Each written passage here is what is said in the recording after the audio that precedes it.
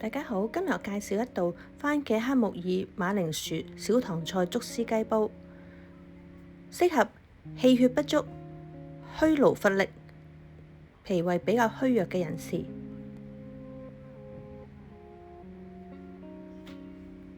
材料分別係有竹絲雞、馬鈴薯、番茄、小棠菜、黑木耳同埋陳皮。陳皮其實可以落少啲嘅。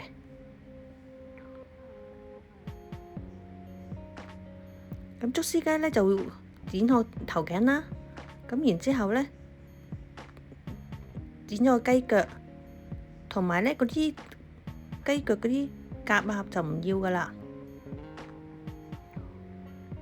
咁我都唔要個雞籮柚嘅。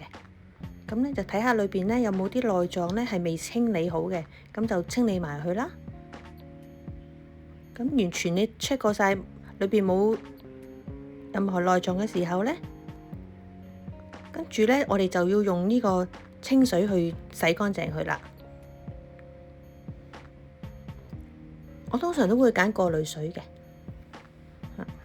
咁啊，捽一捽裏邊個內臟啦。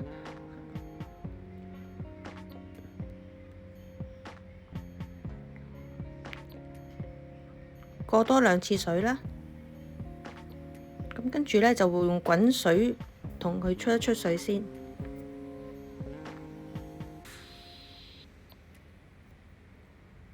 滾咗之後，倒晒水，然之後過冷河，沖到水。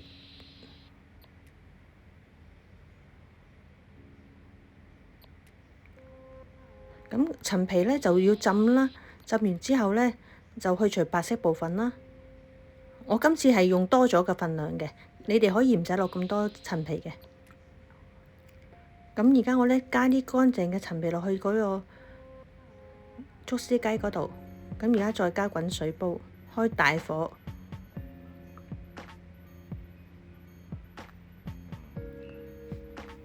咁冚咗蓋之後呢，你見到佢大滾嘅時候呢，咁我哋就可以擺落去真空煲個外殼嗰度噶啦。咁你冚上去最少用1個鐘頭嘅時間，佢應該就已經熟噶啦。咁小棠菜呢，我哋就唔要嗰個有變咗色嘅部分啦，然後呢，就將佢1開2咁樣切啦。我發覺呢，小棠菜咁樣切法係好味啲嘅。咁啊，而家全部材料準備好晒啦。番茄呢就1開4，薯仔都係。咁啦，煲好咗啲雞湯呢，咁就撇去啲油啦。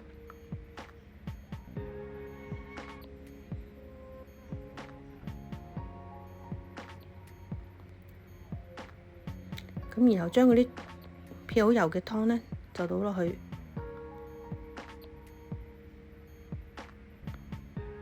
咁你見到而家呢，材料係有薯仔同埋黑木耳嘅啫。咁冚埋煮10分鐘。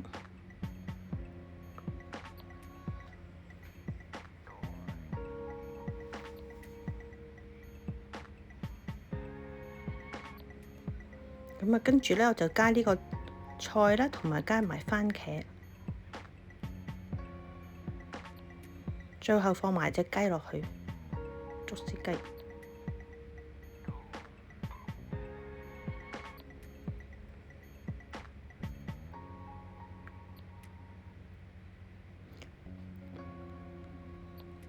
冚返個蓋呢，煮6分鐘。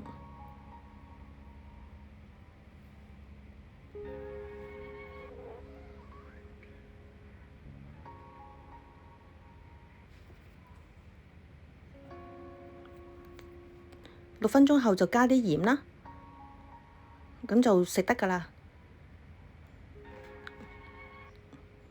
啲湯淋返上面，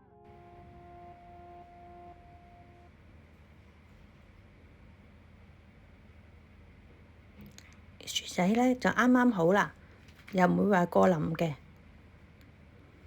黑木耳都係啱啱好。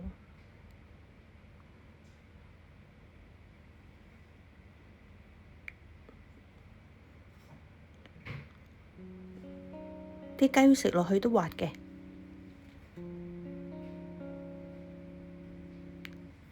得閒試下。